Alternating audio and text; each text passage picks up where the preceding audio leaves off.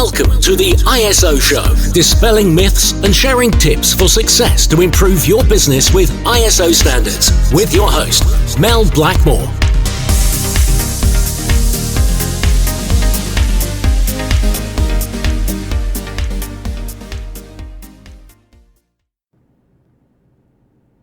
Hello and welcome to the ISO Show. When I first launched the ISO Show in 2019 to dispel myths and to share tips on ISO standards, my plan was to make all the podcasts evergreen, so they could be timeless in theory, and also so that they could be listened to at any point in time. However, I'm recording this particular podcast in March 2020, just over a year since we launched the ISO Show, and unfortunately a pandemic, the coronavirus, has broken out globally.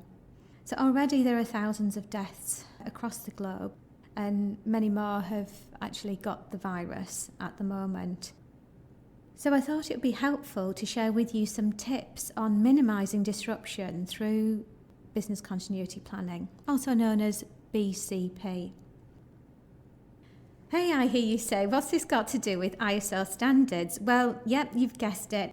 There is an ISO standard for business continuity, and that's called ISO 22301, which is formerly a British standard, BS 25999. But this is not a podcast on ISO 22301. We'll leave that for another time, as to be honest, this particular ISO standard wasn't even on our radar for the next few months. It wasn't on our ISO show plan until later on in 2020, when we first started planning our ISO shows a few months ago. However, as founder and owner of Blackmores, which is a consultancy firm that implements ISO 22301, I felt we had a duty to share guidance on this particular area.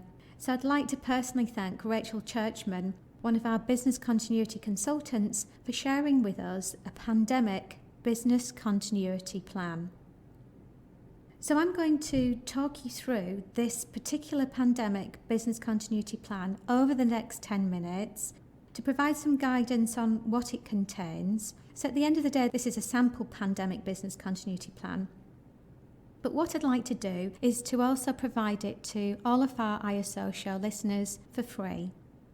Yes, free. And all you need to do after listening to this episode is go on to our website to request free pandemic business continuity plan. So just go to www.blackmoresuk.com and just request that free pandemic BCP. Good, okay. So many businesses have got business continuity plans in place, and these are typically scenario based.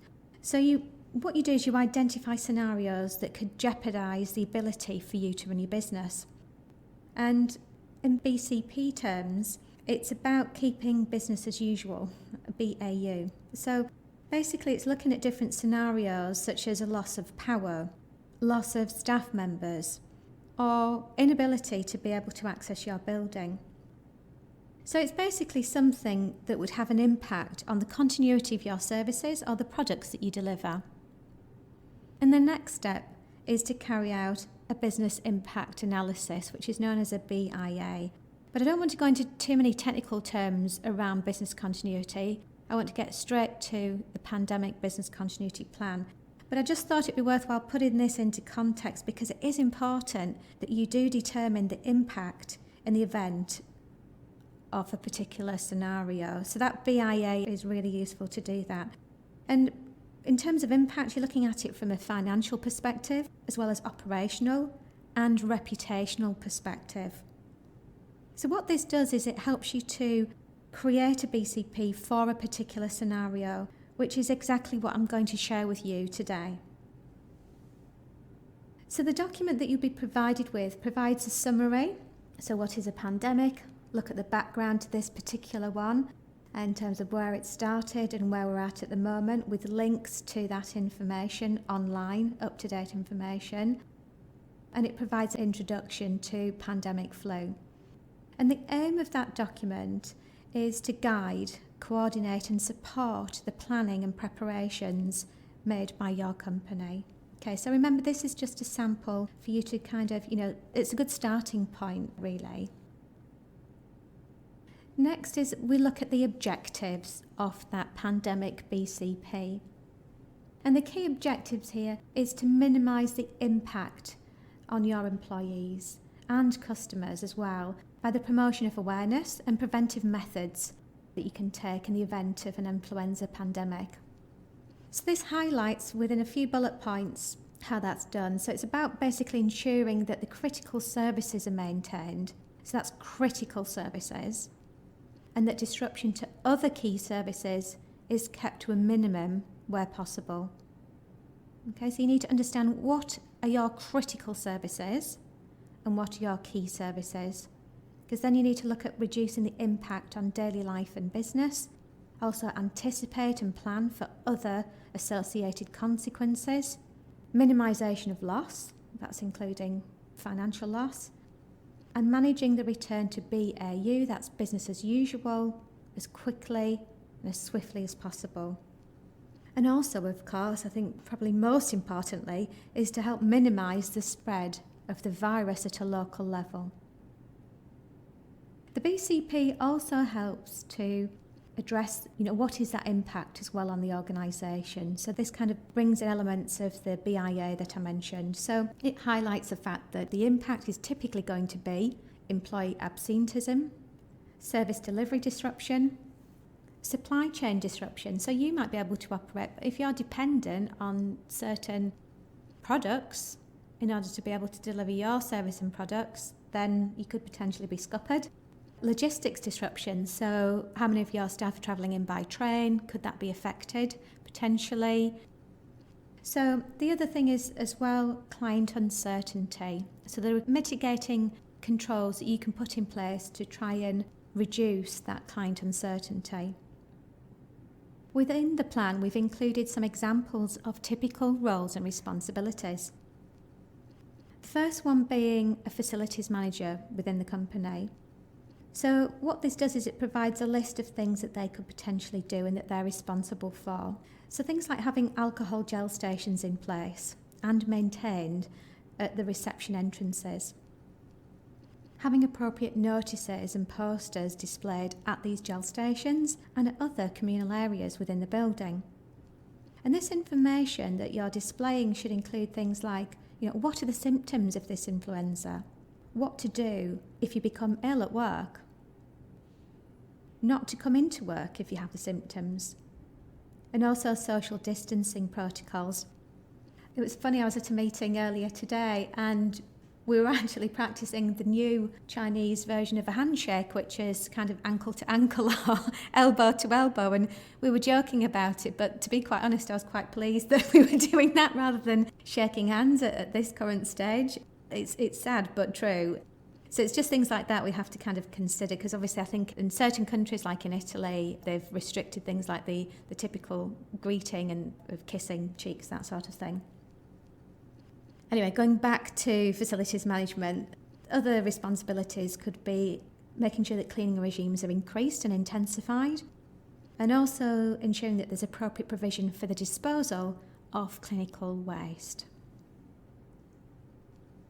You should also provide descriptions of roles and responsibilities for managers and staff as well, and the different controls that you might like to put in place for trying to get back to business as usual. So if I give you an example of what we're doing here at Blackmores, so we're a consultancy firm, what we're doing is we're highlighting it at our next team meeting, which is actually tomorrow, and we're talking about remote working. Okay, so remote working isn't new to Blackmores. We've done this for many years, so we do remote audits for our international clients. And in some cases, we might work from home if it's something that doesn't necessarily need to be done on site with our clients.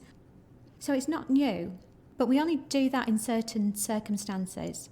So what we're now doing as a preventative measure is making sure that we have got a procedure in place to be able to deliver all of our services remotely. Now that may seem a bit extreme, but again, Business continuity planning is making sure that you have got preventative measures in place so that you can try and get back to business as usual as quickly as possible. And quite simply, what we've done is in terms of creating a procedure, we're looking at the what, who, where, when, and how we deliver our services remotely. So I'll just take you through that as an example, because this might work for your company as well. So what? Well, that's a service that we deliver. So we develop policies and procedures for clients, we carry out internal audits, we deliver awareness training on ISO standards. So that's the what. Who? So typically it's one of our consultants and a client or a team of clients. Where? Well, it doesn't really matter if we're working remotely, so long as it's a quiet area where we won't get disrupted. So you could be in a bedroom in your pyjamas for all I care, doesn't really matter. So long as it's a quiet area and you're uninterrupted. When? Well, in theory, it should just be scheduled into your diary as normal. So kick off at 9 o'clock. You might also factor in coffee break, lunch break, when you finish. That should be exactly the same. And then finally, the how. Well, firstly, the tech side of things. We've identified 3 methods that we typically use, which is Skype, Zoom and WebEx. And these methods enable us then to deliver our services by seeing our clients eyeball to eyeball and also sharing documents and information, okay, which is typically what we would do within an office environment if we're visiting a client. So we're also providing examples of what we do at the end of that day as well. So we might spend an hour or 2 writing up that report, so we might go offline, but then we come back online at the end of the day to provide a summary of the key deliverables for that day. So that's a very simple way of kind of describing one of the controls that you might have in place for your business continuity plan, okay, that you can refer to. So what else is in the BCP? Well, the pandemicBCP also includes useful sources of reference material. So these are links to various government departments. And I'm really sorry for our international ISO show listeners. This is obviously UK-centric, but I would replace those links with your local government links. And then finally, we include a table of preventative measures, awareness measures, and who could potentially be responsible for those measures.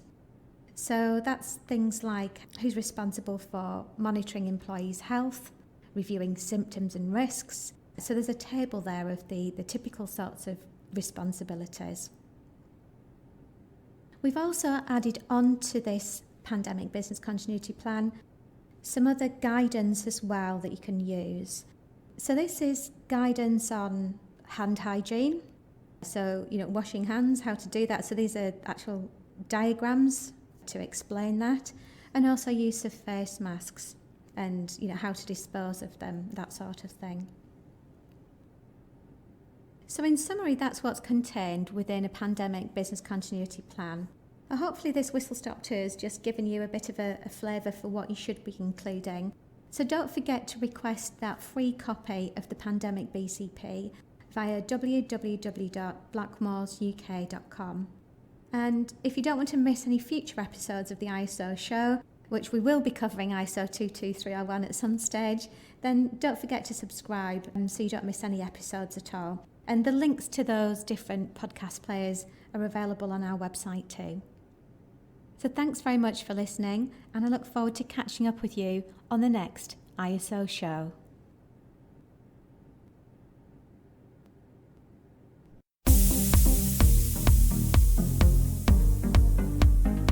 Looking to use ISO standards to drive better business practice? Contact us at blackmoresuk.com